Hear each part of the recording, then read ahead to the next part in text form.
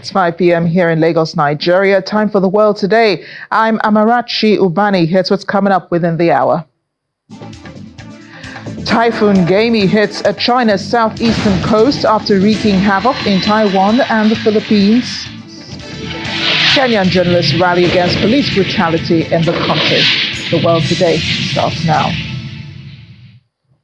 We begin with reports coming out of China, where Typhoon Gaemi has hit the southeastern coast after wreaking havoc in Taiwan and the Philippines. China has activated its highest level disaster warning, as officials seem clearly prepared. They're, however, warning people not to take the typhoon lightly.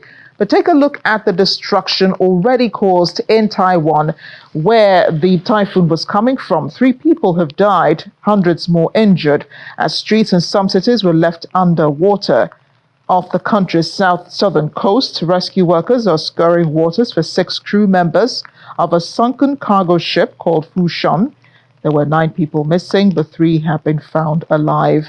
5 cargo ships have been turned around. Footage from Taiwan CTV show billboards strewn on the ground, furniture overturned and tents ripped at a popular night market. Taipower utility company said the storm cut power to around 500,000 households on the island, though most are now back online.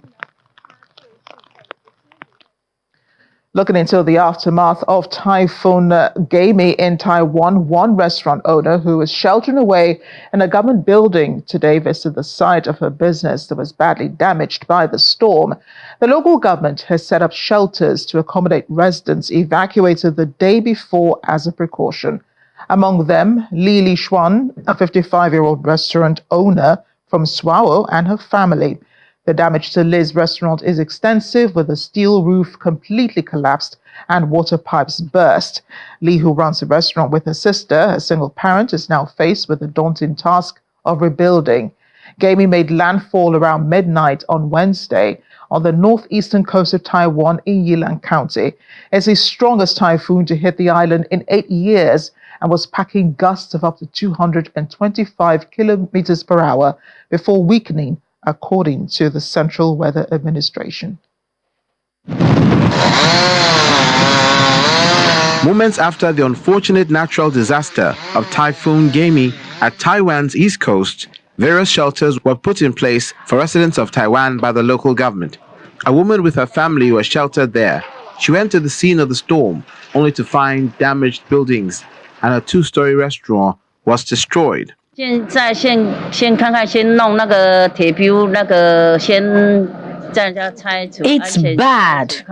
The roof and the tin roof cover are all broken. The actual roof is cement and it's all cracked because when the tin roof got damaged, it also damaged the concrete roof.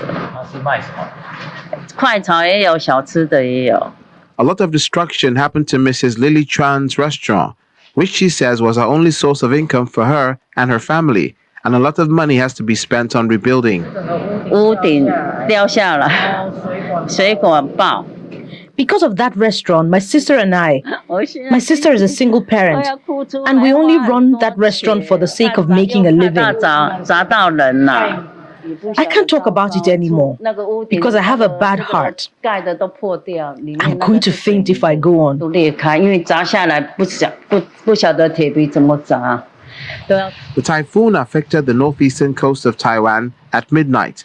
According to the Central Weather Administration, it was the strongest typhoon to ever occur in 8 years. Mrs. Chuan being at the verge of tears from the damage, she says that a reconstruction will have to take place as she is concerned about passersby's safety.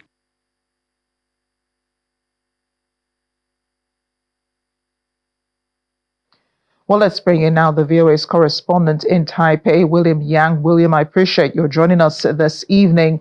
The typhoon is gone, but there's still so much destruction left behind. Give us a sense of how extensive this destruction is. Right, so most of the damages that have been created and brought by the typhoon are concentrating in the southern part of Taiwan, where traditionally the southwestern wind will bring in a lot of rain, and this time around in the southern city of Kaohsiung, which is the 3rd largest city in Taiwan, we've seen extensive flooding in residential areas, and a lot of the homes and houses have been submerged underwater for at least more than a story high. And a lot of the people's cars have been submerged under flood water, and a lot of the buildings have lost power and lost water.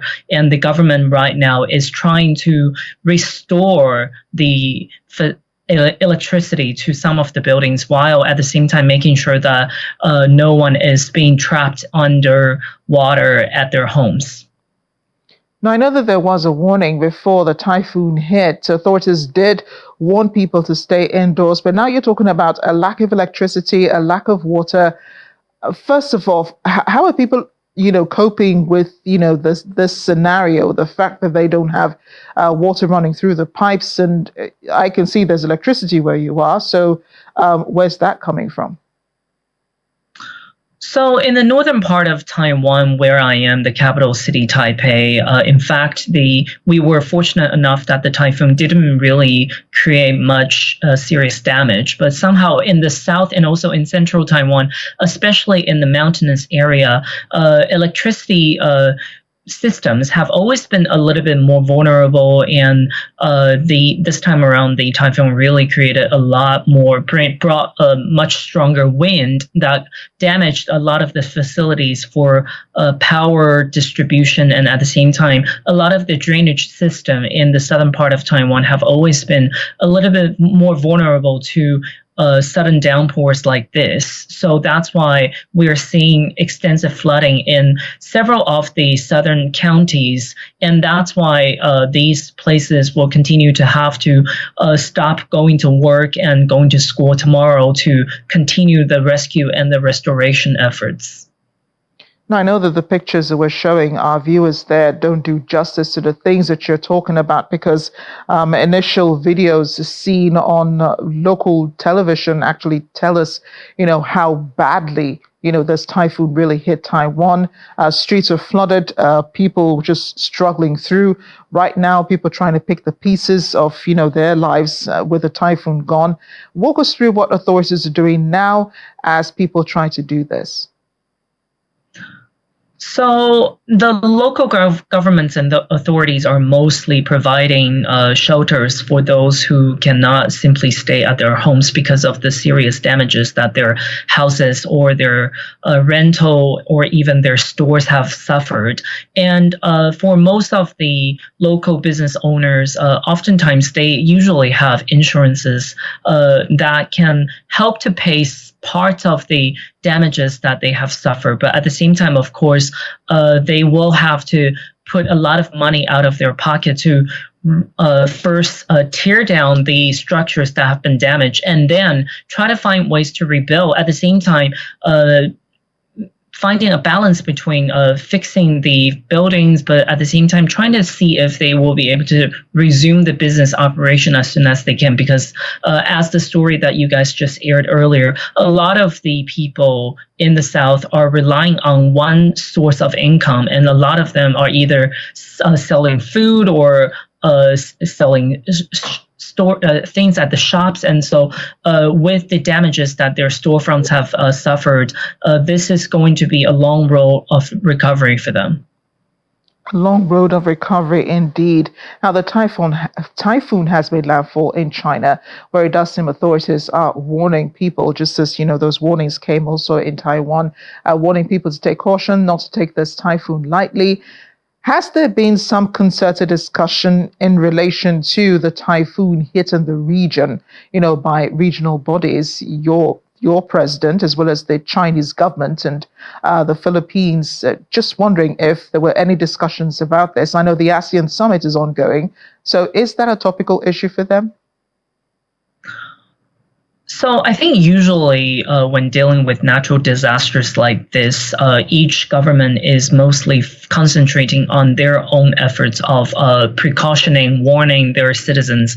And unless there is major damage that will require outside support for rescue efforts or rebuilding efforts following a typhoon, then there might be some communication. But unfortunately, also at the same time, the political situation between Taiwan and China is not really at a very good state right now. There's barely any official communication. So for events like this, I think each government is mostly relying on their own resources to deal with the damages. And as the news has announced, the typhoon has significantly weakened after it swept through Taiwan due to the damages that have caused to the structure of the typhoon. So right now, it's a relatively weaker typhoon that has hit China. So I think the authorities are not expecting major damages like the ones that we have witnessed here in Taiwan. But of course, they still want to make sure that their citizens are avoiding, for example, sailing out to the sea or staying too close to the coastal areas.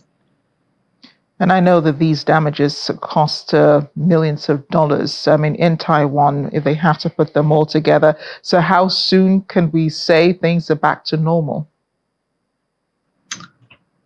I think this will definitely need to take at least 2 to 3 months at minimum. And for some of the other areas that have suffered this really serious flooding, it could take up to 6 months for everything to go back to normal. Thank you, William. Do stay safe and keep us updated. Thank you. Let's take a closer look now at the situation in China. As we said, the typhoon has already hit, and even mainland China has been affected. A storm is packing heavy winds, as we can see in the video. Winds swaying, trees swaying, beg your pardon. Boats at sea also swaying. There's heavy rain. Municipal workers have been opening drainage systems of waterlogged roads.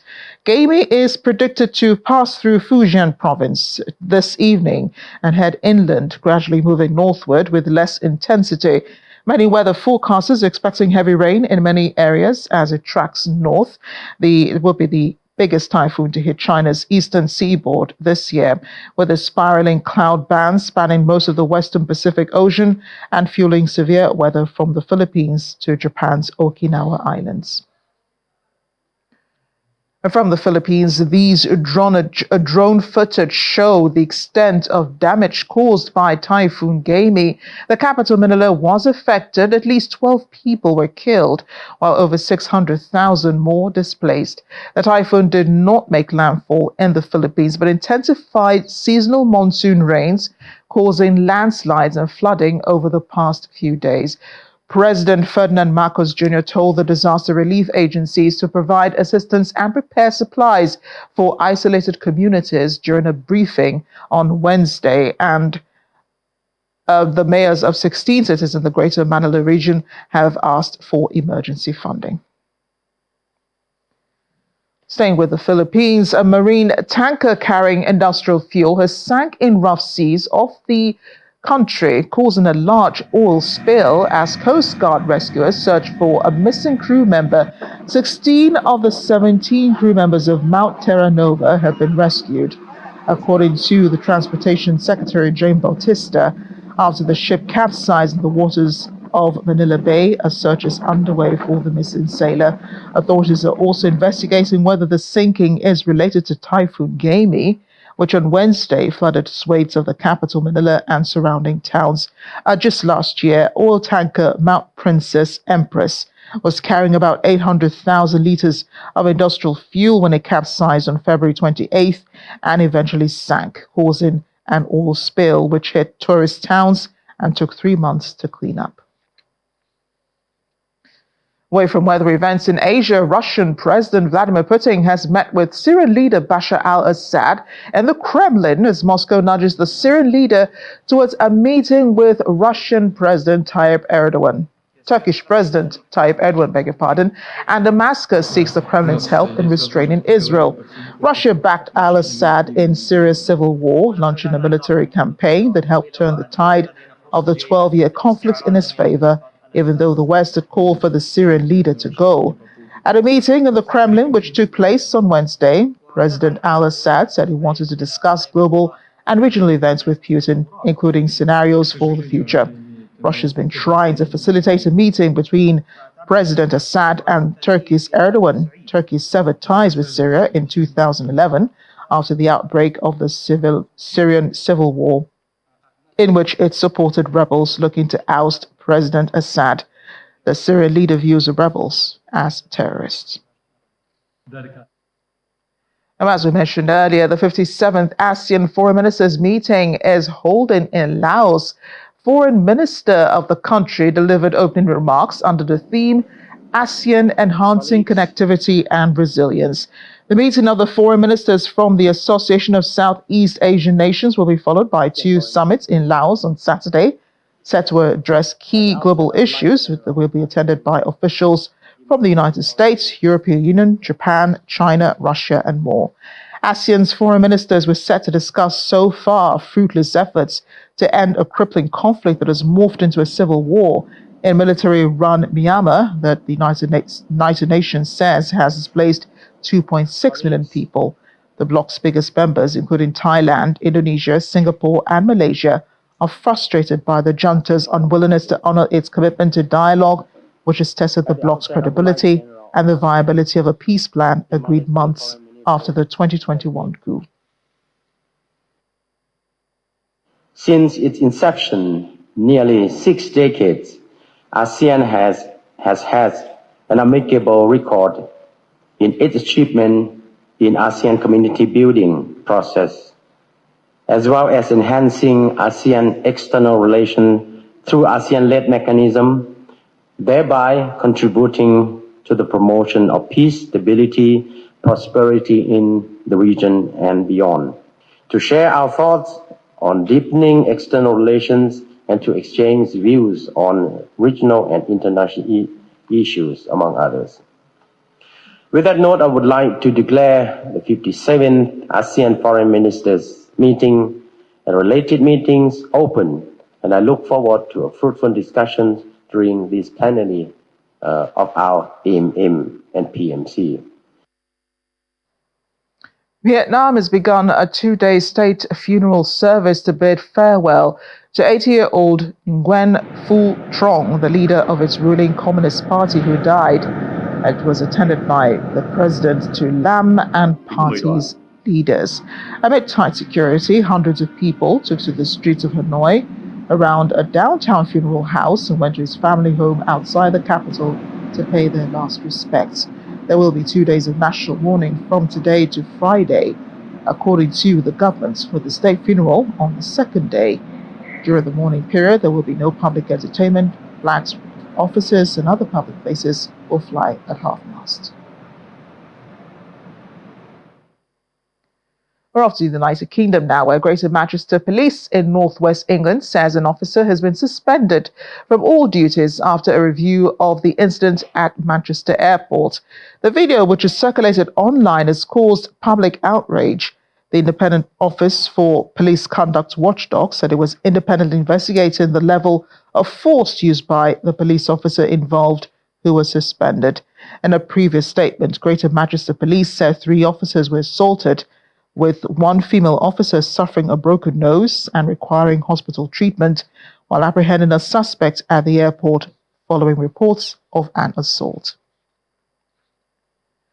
Meanwhile, there have been hundreds of protests outside of the police station on the outskirts of Manchester, especially on Wednesday night. It was sparked by the violent arrest at the city's airport. A video uploaded on social media, which we see there, showed dozens of cars traveling to the police station with people gathered outside as an unidentified man addressed the crowd, saying the protest was in solidarity with all those who were oppressed around the world. The protest was staged in response to a video showing a police officer kicking and stamping on a man's head during an arrest at Manchester Airport. It went viral on social media. Greater Manchester Police said in a statement, the arrest showed an event that is truly shocking. The use of such force in an arrest is an unusual occurrence and one that we understand creates alarm. It said police had been responding to reports of an assault and the 3 officers themselves were assaulted during their response. We're staying in the United States now. President Joe Biden eventually addressed the nation Wednesday night, his first address since announcing he would be stepping down from the presidential race. He told Americans he decided to end his faltering re-election campaign in a bid to save U.S. democracy. The 81-year-old said he felt his record as president merited a second term, but that nothing can come in the way of saving our democracy. His words, adding that his endorsement of Vice President Kamala Harris was to unite fellow Democrats and the country. The White House speech marked his first public appearance, as we said, since he exited the race on July 21st, paving the way for Ms. Harris's nomination. My fellow Americans, I'm speaking to you tonight from behind the resolute desk in the Oval Office. I revere this office, but I love my country more. It's been the honor of my life to serve as your president. But in the defense of democracy, which is at stake, I think it's more important than any title. I draw strength and I find joy in working for the American people. But this sacred task of perfecting our union, it's not about me, it's about you. America's going to have to choose between moving forward or backward, between hope and hate, between unity and division. We have to decide, do we still believe in honesty, decency, respect, freedom, justice, and democracy? You know, in recent weeks, it's become clear to me I need to unite my party in this critical endeavor.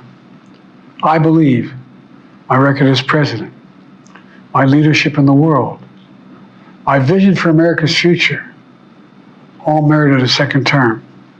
But nothing can come in the way of saving our democracy. That includes personal ambition. So I've decided the best way forward is to pass the torch to a new generation. You know, there is a time and a place for long years of experience in public life. There's also a time and a place for new voices, fresh voices, yes, younger voices. And that time and place is now. Over the next 6 months, I'll be focused on doing my job as president. That means I'll continue to lower costs for hardworking families, grow our economy. I'll keep defending our personal freedoms and our civil rights, from the right to vote to the right to choose. And I'm going to call for Supreme Court reform because this is critical to our democracy, Supreme Court reform. You know, I will keep working to ensure America remains strong, secure, and the leader of the free world. I'm the first president in this century to report to the American people that the United States is not at war anywhere in the world. We'll keep rallying a coalition of proud nations to stop Putin from taking over Ukraine and doing more damage. We'll keep NATO stronger, and I'll make it more powerful and more united than any time in all of our history. I'll keep doing the same for our allies in the Pacific. And I'm going to keep working to end the war in Gaza, bring home all the hostages, and bring peace and security to the Middle East and end this war. We're also working around the clock to bring home Americans being unjustly detained all around the world. U.S. President Joe Biden. In the meantime, the Republican presidential candidate Donald Trump dedicated most of his Wednesday's rally in Charlotte, North Carolina, to attacking the Vice President Kamala Harris and potential Democratic presidential the candidate. The 78-year-old Donald Trump aimed to curb her momentum with an aggressive speech, his first since Harris' entry into the altered race. As you know, 3 days ago, we officially defeated the worst president in the history of our country, crooked Joe Biden. He quit because he was losing so badly in the polls. He was down in every single poll and down by a lot, so he quit. But really, what happened was the leaders of the Democrat Party, in a very undemocratic move, the bosses, they said, either you get out or we're going to throw you out. using the 25th Amendment. That's what happened. You know that. So now we have a new victim to defeat. Lion Kamala Harris, Lion, L-Y-I-N apostrophe. The most incompetent and far left vice president in American history. By the way, they did a poll. She was rated the worst vice president in history. I've never seen that poll before, but that's the poll. For 3.5 years, Lion Kamala Harris has been the ultra-liberal driving force behind every single Biden catastrophe. She is a radical left lunatic who will destroy our country. If she ever gets the chance to get into office, we're not going to let that happen. You know, I was supposed to be nice. They say something happened to me when I got shot. I became nice. And when you're dealing with these people, they're very dangerous people. When you're dealing with them, you can't be too nice. You really can't be. So if you don't mind, I'm not going to be nice. Is that okay? They want me to be nice. Kamala voted in favor of deadly sanctuary cities. She supports decriminalizing illegal border crossings, and she supports mass amnesty for all illegals. Think of that. Everybody coming in right now. And many of these people are coming out of the prisons and the mental institutions. They're going to get amnesty. She wants everybody to have amnesty. Then Joe Biden made her the border czar, and that's when it really got bad. She launched a colossal illegal alien invasion of a country. She said, come on in. Remember? As border czar, Kamala threw open our borders and allowed 20 million illegal aliens to stampede into our country from all over the world. Kamala's deadly destruction of America's borders is completely and totally disqualifying. She shouldn't even be allowed to run for president. What she's done, she's committing crimes. No person who deliberately lets these kind of savage criminals into America should ever be trusted with power again, should ever be trusted to be the president of our country. On my very first day back in the White House, I will terminate every single open border policy of the Biden-Harris administration. And we will seal the border and we will stop Kamala Harris invasion without delay. It'll happen immediately. But this November, the American people are going to tell her, no thanks, Kamala. You've done a terrible job. You've been terrible at everything you've done. You're ultra-liberal and we don't want you here. We don't want you anywhere. Kamala, you're fired. Get out of here. You're fired.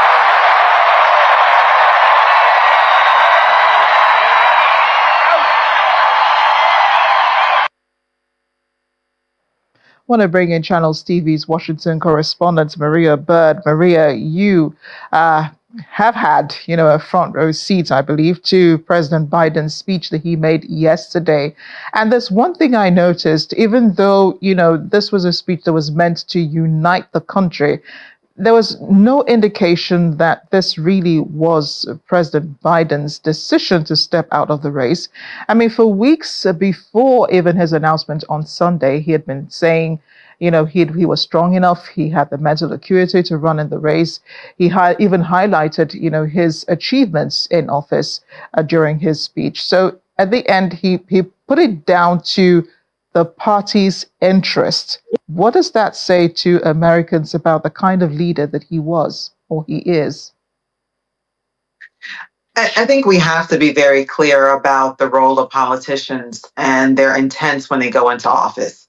I think that all politicians in some realm have some personal interest.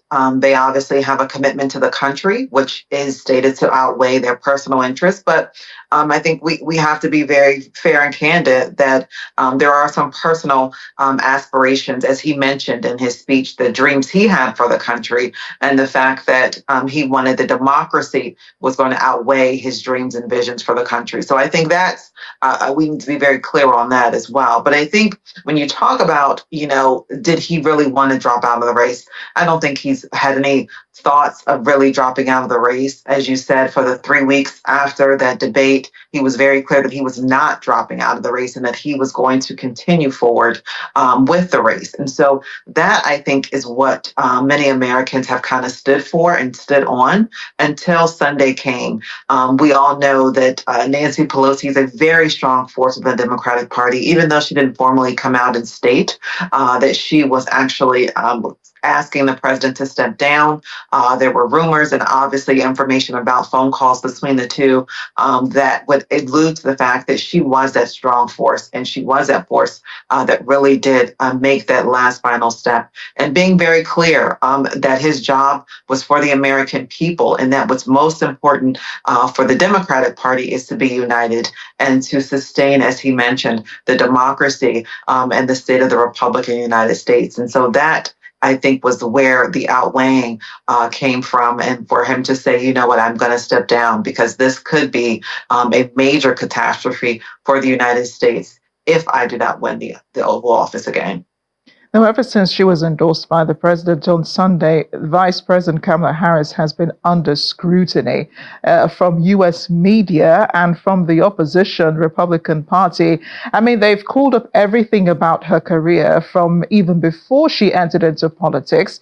But here's a woman who, since Sunday, has been able to raise more than $100 million, from donors in the Democratic Party. She's also been able to get the support of the Black community and all of that. How confident are Americans about this, this pick for the race? Donald Trump, the Republican candidate, does seem to be a little wary of her, even though, he does talk a good game when he calls her a liar. But this is a candidate, an opponent he's never had before. Yes, you are correct.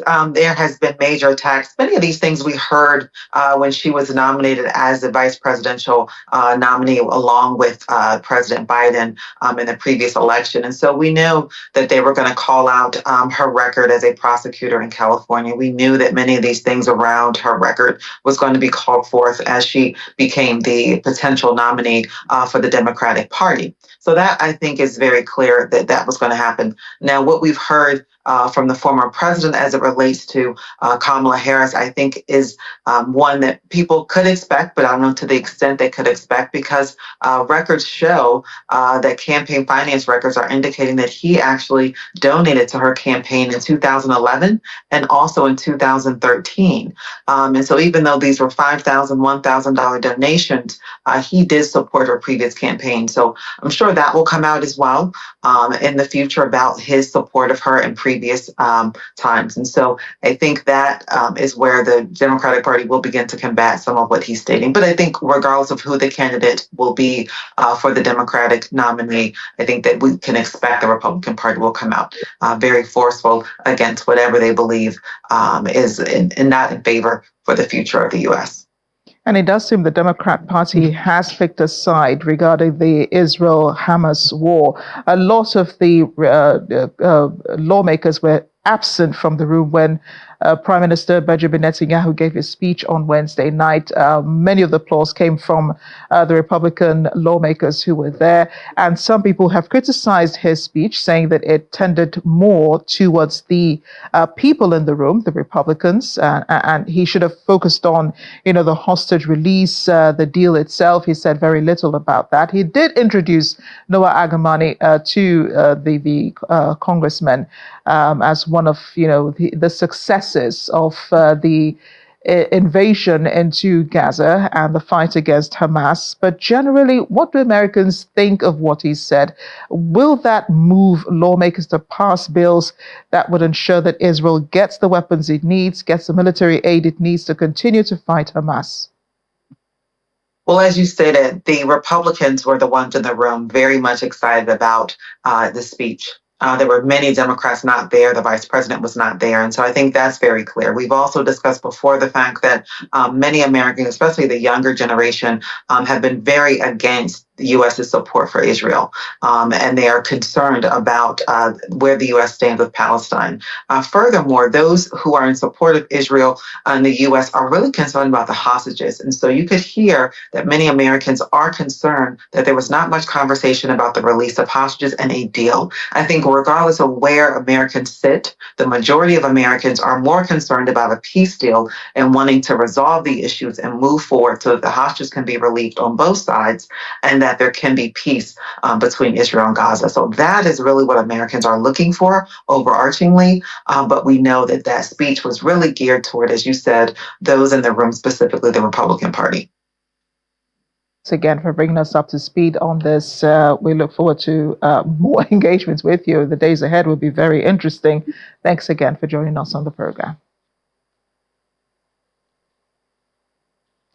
Well, here on the continent, Kenyan journalists have held nationwide protests announcing the increasing police violence against media personnel, covering recent anti-government demonstrations.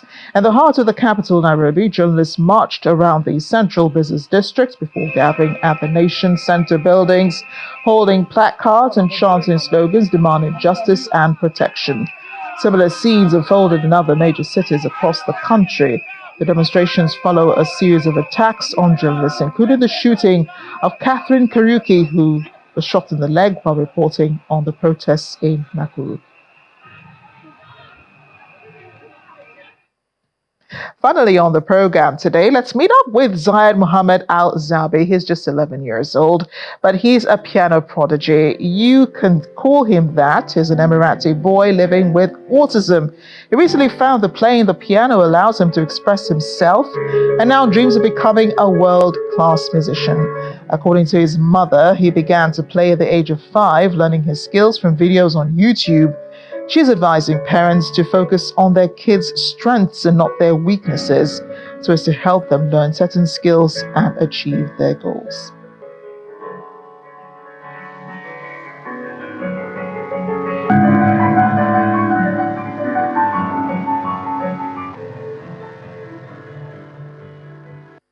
I like so many composers who are Chopin, Mozart, Beethoven, Richard Lederman, and Shostakovich. But my favorite composer is Chopin because he started the early age composing, like he plays the most challenging pieces like Waterfall. If I had a chance to play with a famous composer, I will choose Ludovico Einaudi because he plays his composition that I like it too much. اكتشفنا موهبة زايد من عمر كان تقريبا ما بين 5 ل6 سنوات من خلال معلمته بالمركز. He learned all of that on YouTube. Interesting. That's it on The World Today. Thanks for watching. I'm Amarachi Ubani.